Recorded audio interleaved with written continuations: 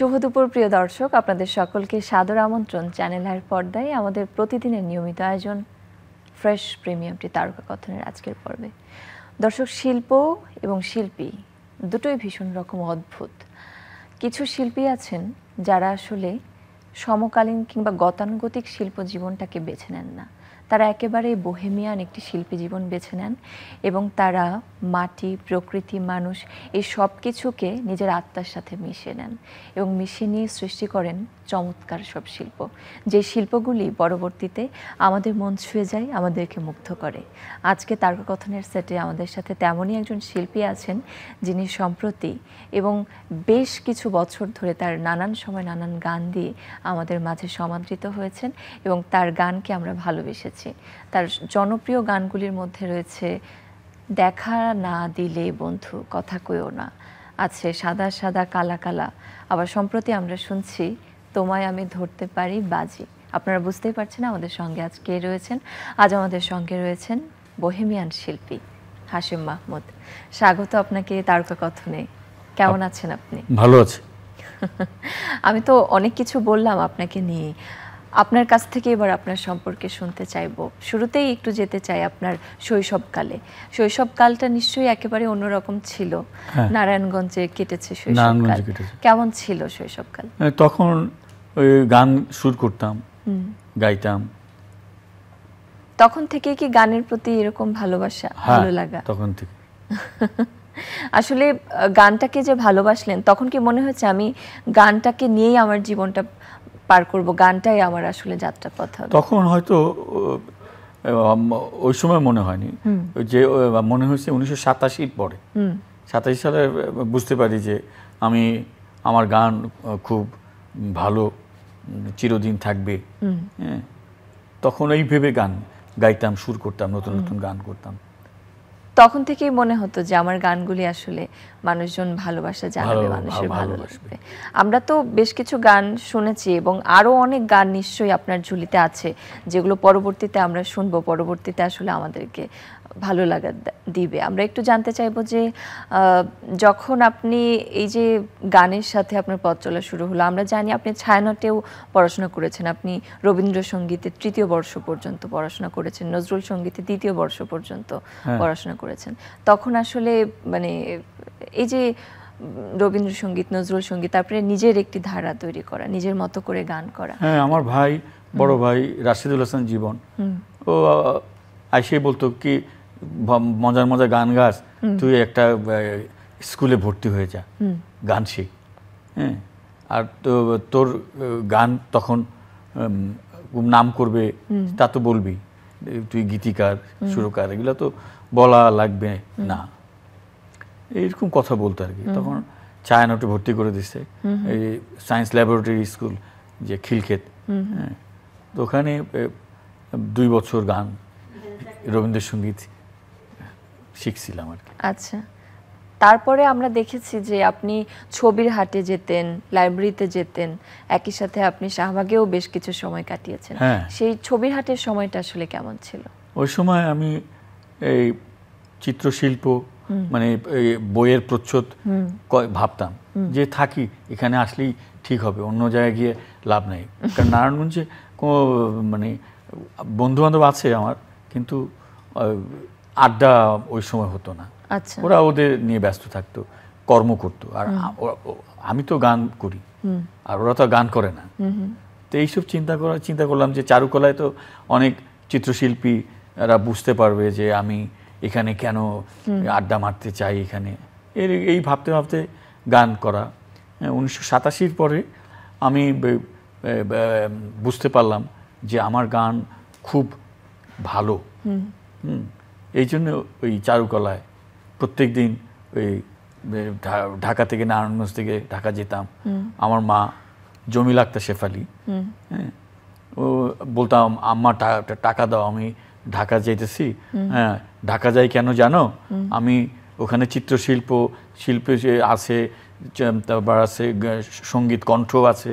হ্যাঁ, ওখানে ওরা বুঝবে যে আমার দুঃখটা, যে আমি গান গাচ্ছি কিন্তু সুযোগ পাচ্ছি না, কার সাথে আলাপ করব। তো ওখানে যাই, আলাপ করব, আলাপ করতে পারবো, যে আমি তো একটা গান করতে চাই, আমার একটা সুযোগ দেন, আপনাদের পরিচয় আছে, এইটা বলতে ভাবতাম খালি। কিন্তু বলা হয় 1987 পরে। আচ্ছা, 1987 তা 89 সালে আমি প্রথম বলি যে ভাই আমি খুব ভালো গান বলেছিলেন। হ্যাঁ, কাকে বলেছিলেন? এটা আমার মনে নাই প্রথম দেখলে চিনবেন আপনারা। হ্যাঁ, তো তখন আমি একটা গান গাইতে যাইছি, তখন ওরা বলতো আমাদের গান শোনান আপনি। ওই শুনতে শুনতে একদিন ওদের ভালো লেগে গেল, ওরা বলল আপনি একটা গানের গ্রুপ করেন, ফোক ব্যান্ড। তো বৈরাগী নাম দিয়ে করছি। তো বৈরাগী নামটা আমার ভালো লাগে না। আমি তো গান সুর করি, হ্যাঁ, গান কথা লিখছি, তো আমার তো বৈরাগী হওয়ার দরকার নেই। আমি তো গীতিকার, হ্যাঁ, সুরকার। তখন ওইটা ওরা শুনলো না, ওরা বললো হ হ হ হ, মানে লোকভাষার যে অ্যাকসেন্টগুলো আছে না, মানুষ তাকে, কিন্তু যারা ভাবলো যে আমি ঠিক বলছি, যে আমার গান শোনার মতো ওরাই কিন্তু বুঝতে পারবে বেশি।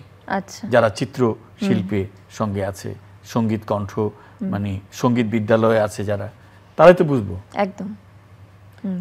এইভাবেই মানে তখন শুরু হলো আর কি। আচ্ছা, স্বপ্ন দেখা যে আমি একদিন গান গেয়ে অনেক নাম করব, এবং সেই নাম কিন্তু আপনি করেছেন। হ্যাঁ, এবং আপনার নিশ্চয়ই এখন ভীষণ ভালো লাগে যখন মানুষজন মিলিয়ন মিলিয়ন ভিউ হচ্ছে ইউটিউবে আপনার গানগুলি, আপনাকে মানুষজন ভালোবাসা জানাচ্ছে, কেমন লাগে এখন?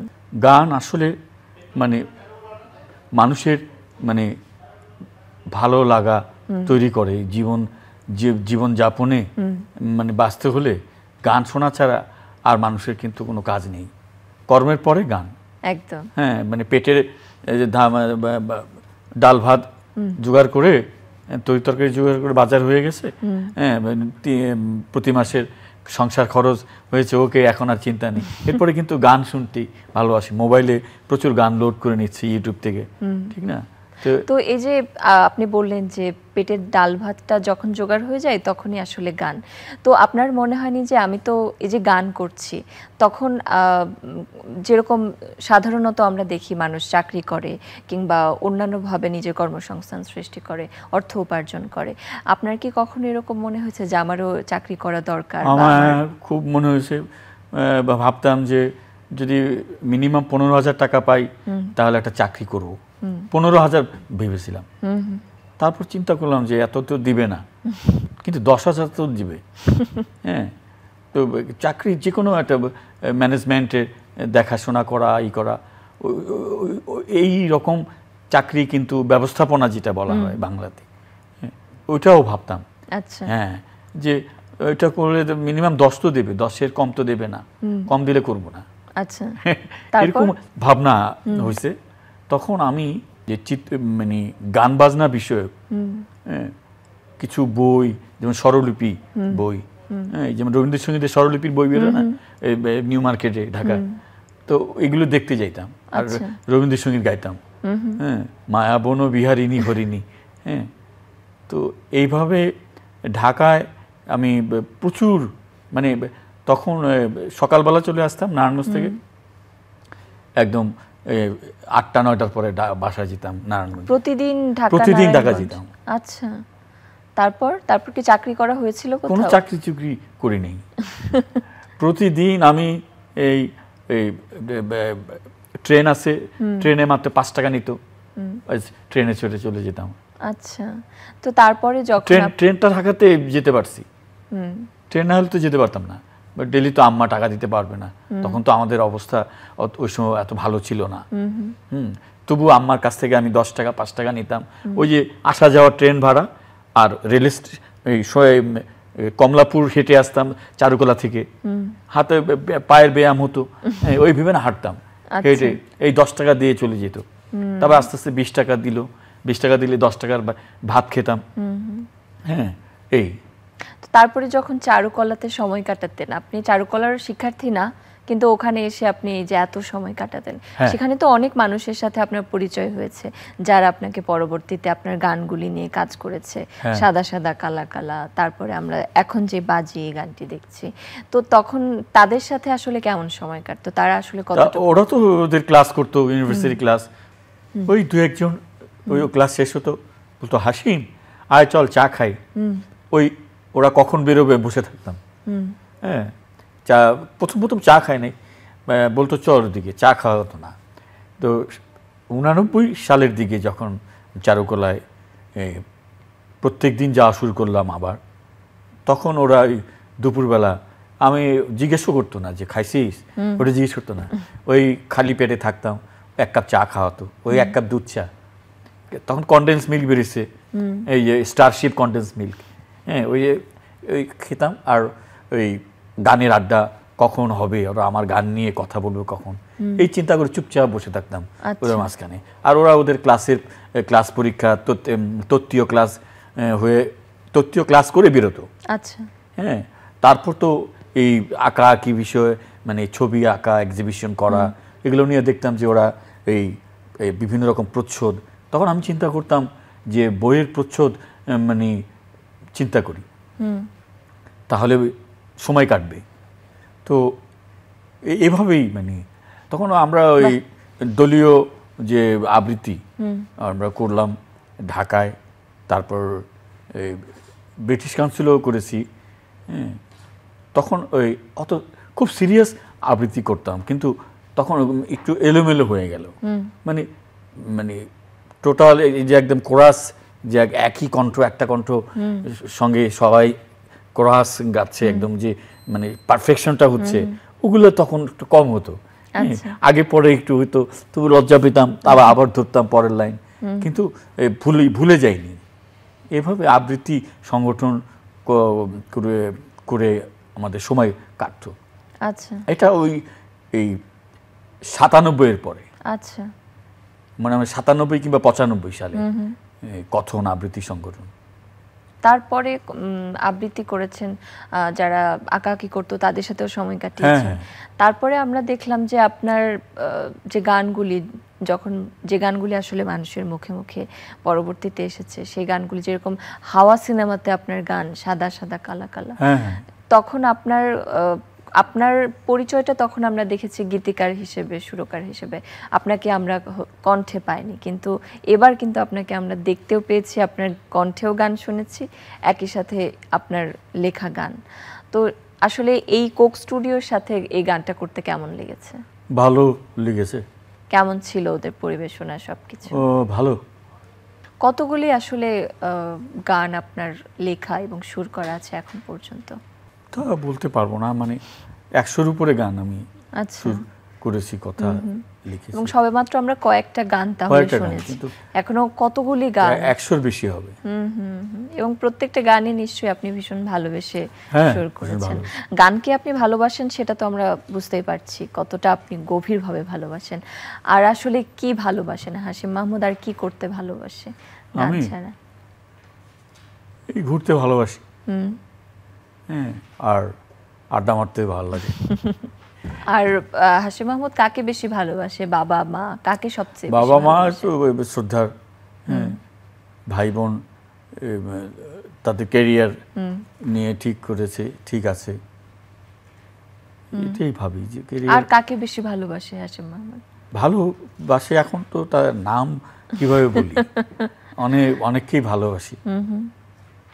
আচ্ছা, আমরা একটু শুনবো আসলে এবার যে এই যে আপনার গানগুলি এখন এত বেশি প্রচলিত, এত বেশি মানুষজন শোনে, এবং আপনার নিশ্চয়ই আরো অনেক স্বপ্ন আছে, অনেক কিছু করবার ইচ্ছে আছে, কি কি করতে চান আসলে গান নিয়ে? এই টেলিভিশনের জন্য 20-25টা গান গাবো, যাতে আমাকে সবসময় স্মরণ করতে পারে। আর মঞ্চে পরিবেশনার ক্ষেত্রে আপনার? মঞ্চ করবো, একক পরিবেশনা, এটা ইচ্ছা আছে। কোথায় গান গাইতে বেশি ভালো লাগে আপনার? আমার মঞ্চে খুব ভালো লাগে গাইতে, রেকর্ডিং তো আছেই। এছাড়া আড্ডাতে তো গান হয়। আড্ডা তো আগে তো গান গাইতাম, গান গাইতে গাইতেই তো আড্ডা মারছি। এখন আসলে সারাটা দিন কিভাবে কাটে হাশিম মাহমুদ, সকাল থেকে? এই যে কবিতা লিখি, ছড়া লিখছি। আমরা তো গান দেখেছি, আপনি বললেন আপনি কবিতা ছড়াও লিখে থাকেন। আমরা আপনার লেখা দুই একটা ছড়া শুনতে চাই এ পর্যায়ে। আমার লেখা এই একটা ছড়া নাম দিয়েছি ঢাকা আমার ঢাকা। বিলুর সাথে রয়না দিলু, ভাবছে যাবে চলে, ঝিকাতলা নানার বাড়ি একা একাই বলে, গল্প করা বাংলাদেশকে চিনতে তবে এই, ভোরবেলাতেই ঘুম ভেঙে যায় এই তো এভাবেই, ঢাকা আমার ঢাকা চলছে ঝাঁকা নাকা, স্কুলের পড়া টিফিন যখন দিলু ভাঙতি করে টাকা, ঢাকা আমার ঢাকা চলছে ঝাঁকা নাকা, কেক বিস্কিট পান্তা ইলিশ মা দিয়ে দেয় ছবি হচ্ছে আঁকা, ছবি আঁকার স্কুলেতে প্রতিযোগিতা, কেউ বলেছে গল্প কথা কেউ বা কবিতা, ঢাকা আমার ঢাকা সর্দি কাশি বা হাঁচি তবুও খাবে এই কাচ্চি, হাফ মেরে দেয় 10 টাকাতে 5 টাকা বকশিস, শিশু মেলায় পকেট মানি 40 কি 20, একটু বেশি টাকা নিয়ে ভোলা, দিলুর সাথে কথা হয়নি চিপস নিয়েছে খোলা, ভোরবেলাতে সাদা জামা চুল করে সে টেরি, মাঝে মাঝে উপোস দিলে পিঠে ব্যাক করে সে কেরি, ঢাকা আমার ঢাকা দিনের বেলা লাইট জ্বলছে কতজনায় হেঁটে গেলে, বিজ্ঞান কি তাই বলছে চিতুই পিঠা কেক খাবে না দুপুর হলে বেশ, বাংলাদেশের ছেলেরা তাই বিকেলে বেশ বেশ। চমৎকার, আপনি তো দারুণ ছড়াও লিখেন, তাহলে পারে কি সামনে আপনার ছড়ার বইও আসছে? ছড়ার বই বেরোবে সারা জীবনে হয়তো 8-9টা। আচ্ছা, তাহলে সামনে যে বইমেলা আসছে, সামনে বইমেলা 2টা বেরোবে। বাহ, চমৎকার। এবং এই ছড়াগুলি নিশ্চয়ই যারা ছড়া পছন্দ করে পড়তে তাদেরও ভীষণ ভালো লাগবে। এই যে আপনি লিখলেন ঢাকা আমার ঢাকা, ঢাকাকে নিশ্চয়ই অনেক ভালোবাসেন আপনি। একটু জানতে চাইবো, এই যে যখন আপনি কবিতা লিখেন কিংবা কোনো গান লিখছেন বা সুর করছেন, তখন আসলে আপনার কি মনে হয়, চিন্তা ভাবনা সবকিছু মিলিয়ে কোন জিনিসটা আসলে আপনাকে কবিতা লিখতে সবচেয়ে বেশি অনুপ্রাণিত করে? সব সময় মনে হবে আমার লেখাগুলো, আমার মনে হয় যে এইমাত্র আমি লিখলাম, পত্রিকায় পাঠালাম, ছাপলো, এরকম এরকম লেখা হলে কিন্তু এটা মনে হবে মানে একদম সমসাময়িক, পুরনো না। আচ্ছা, আর কিছু কবিতা মনে হবে পুরনো না, চিরদিনের, আর কিছু কবিতা মনে হবে চিরদিনের কবিতাই কিন্তু একটু পুরনো দিনের ধাঁচের, এরকম ব্যাপারটা কিন্তু এরকম। তো সেক্ষেত্রে হাশিম মাহমুদ আসলে কখন বেশি লিখতে পছন্দ করে? আমি সকালে উঠেই লিখি, তারপর রাত 9টার পরে লেখা হয়, 8টার পরে লেখা হয়। তো এতগুলি গান আপনার, এতগুলি আপনি ছড়া লিখছেন, কবিতা লিখছেন, তার মধ্যে আপনার নিজের সবচেয়ে পছন্দের গান কোনটা? পছন্দের গান তো আমার অনেক, আমার নিজের লেখা। আমরা সম্প্রতি তো আপনার বাজি গানটা খুব শুনছি, তো এই বাজি গানটা কি আমাদের দর্শকদের উদ্দেশ্যে আপনি একটু গেয়ে শোনাবেন? গঙ্গা যদি যাইতে পারি তোমায় আমি পাইতে পারি ভ্রমর কালো নদী, তরি যদি বাইতে পারি সাদা পালু রাইতে পারি ভ্রমর কালো নদী, নদীতে তুফান উঠিলে পানি যদি না সেচিলে অঘটনেও রাজি, তোমায় আমি পাইতে পারি বাজি, ও তোমায় আমি পাইতে পারি বাজি, হে তোমায় আমি পাইতে পারি বাজি। আমি খালি কণ্ঠে আমার কিছু গান করি, ওগুলো ভালো লাগবে। এটা ইনস্ট্রুমেন্ট থাকলেও ওই সময় বলবো যে আমি খালি গলায় গাই। যেমন কোন গানটা? এটা এখন অনেকগুলো গান মনে নেই, মানে হ্যাঁ কোনটা, আমি আসলে এই গানগুলা চিন্তা করেছি একটা খাতায় সবগুলো লিখবো, লিখে গেলে আর এরকম সমস্যা, কারণ আরো আমাকে তো আরো কয়েকবার সাক্ষাৎকার দিতে হবে, তখন তো গানগুলা পুরা গাইতে হবে, এরকমও হবে। এই জন্য আপনি হচ্ছে একটা খাতার মধ্যে সবগুলি গান সুন্দরভাবে লিখে ফেলতে হবে, কারণ এর পরে যখন আপনার সাক্ষাৎকার আমি নিব তখন কিন্তু এরকম একটু একটু গান শুনবো না। আচ্ছা, এবারে একটু শুনি, আপনি এই যে গান ছড়া, এই যে যেরকম এই যে গানটি এখন আমরা শুনলাম বাজি, এই গানটা লেখার সময় কি আসলে পাহাড়ি অঞ্চলে গিয়ে এরকম একটি অবস্থা সৃষ্টি হয়েছিল, কাউকে দেখে ভালো লেগেছিল? ওই সময় আমি বকালে গেছি রুমা বাজার, আচ্ছা, এই বান্দরবনে। ওখানে কোন গান করছি ভুলে গেছি, ওখানেও গান গেয়েছি। তখন কি কোনো মেয়ের চোখটা দেখে আসলে খুব ভালো লেগে গিয়েছে? হ্যাঁ, ওরা মানে বাঙালিদের সাথে তো মিশতেছে না, এই চিন্তা করে ছল ছল চোখ করে তাকায়। হ্যাঁ, এটা মনে হয়েছিল আমার। আচ্ছা আচ্ছা। আর সেক্ষেত্রে আমরা আসলে শিল্প সত্তাটা তো একেবারেই অন্যরকম, এবং আপনার যে শিল্প সত্তা সেটিকে আসলে আমরা ভীষণ রকম সম্মান করি, ভীষণ রকম শ্রদ্ধা করি। এই যে এত কিছু আপনি করছেন, আর ভবিষ্যতে আসলে আপনি মানে হাশেম মাহমুদ নিজে কোন জায়গাটায় দেখতে চাই পরবর্তীতে? আমি আসলে কবিতা লিখতে আমার খুব ভালো লাগে। ছড়ার পরে কবিতার বই বেরোবে সবচেয়ে বেশি সংখ্যক, এটা বুঝতে পেরেছি। তো এই চিন্তা, কবিতা লেখা হবে। আচ্ছা, তাহলে আমরা এরপরে আসলে কবি হিসেবে হাশেম মাহমুদকে দেখতে পাবো। হ্যাঁ, তো সেক্ষেত্রে আপনার তো অনেক ফ্যান, অনেক ফলোয়ার্স, আপনাকে তো এখন অনেক মানুষ ফলো করে। তো যারা আপনাকে দেখে অনুপ্রাণিত হয়ে গান লিখতে চায় বা গান গাইতে চায় কিংবা কবিতা লিখতে চায়, তাদেরকে আপনি কি বলবেন? কি করা উচিত আসলে সুন্দর গান করবার জন্য? গান লিখলে সুর করে গাবে, আমার গান শুনলে তাদের ভালো লাগে, আছে তো।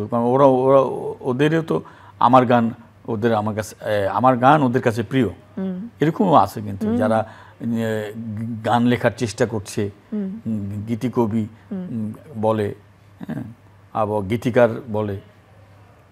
তো সেক্ষেত্রে তারা যদি আপনার কাছে এসে বলে যে আমি গান লিখতে চাই, আপনি কি তাদেরকে সাহায্য করবেন? গান লিখতে সাহায্য তো করা যায় না, বা এই গানের কথা যদি আমাকে দেখায়, তখন বলবো যে এইখানে এই সমস্যা হয়েছে, এই জায়গাটা তুমি চিন্তা করেছো, তখন ও বলবে ঠিক ধরেছেন। মানে গান যারা লিখছে নতুন কিংবা পুরনো, তাদের গানের কথা কোন জায়গাটা মানে একটু জমছে না, বলে না জমানো কথা, ওইটা বলতে পারবো। বাহ, সব শেষে আসলে দর্শকদেরকে আপনি কি বলবেন? আমাদের যারা দর্শক রয়েছেন, আপনাকে যারা এতক্ষণ ধরে দেখলো শুনলো, সবশেষে এই চ্যানেল আইয়ের তারকা কথন এই অনুষ্ঠানে আমি যারা আজকে আমাকে দেখলো সবাইকে শুভেচ্ছা। আমার গান শুনবেন, আরও গান আসতেছে সংখ্যায় অনেকগুলো। সবাইকে আমার গান শোনার জন্যে ধন্যবাদ। আপনাকেও অনেক ধন্যবাদ আমাদের আয়োজনে আসবার জন্য, এবং আপনাকে অনেক শুভকামনা জানাচ্ছি আমরা, এবং অভিনন্দন জানাচ্ছি আপনার এই সব চমৎকার গানগুলির জন্য। এবং আমরা আশা করছি আবার আপনাকে আমরা এই সেটে পাবো, এবং আপনার নতুন নতুন গান নিয়ে আপনার সাথে আমরা আলোচনা করব। আপনাকে ধন্যবাদ। প্রিয় দর্শক, আপনারা আসলে দেখলেন একজন বহিমিয়ান শিল্পী কিভাবে চিন্তা করে, কিভাবে সৃষ্টি করে চমৎকার সব গান, এবং একই সাথে শিল্প সত্তার ব্যাপারটিও আমরা আসলে বুঝতে পারলাম অন্যরকমভাবে। আশা করছি আপনাদের এই আয়োজন ভালো লেগেছে। আপনাদের জন্য অনেক অনেক শুভকামনা জানিয়ে আজকের আয়োজন থেকে বিদায় নিচ্ছি।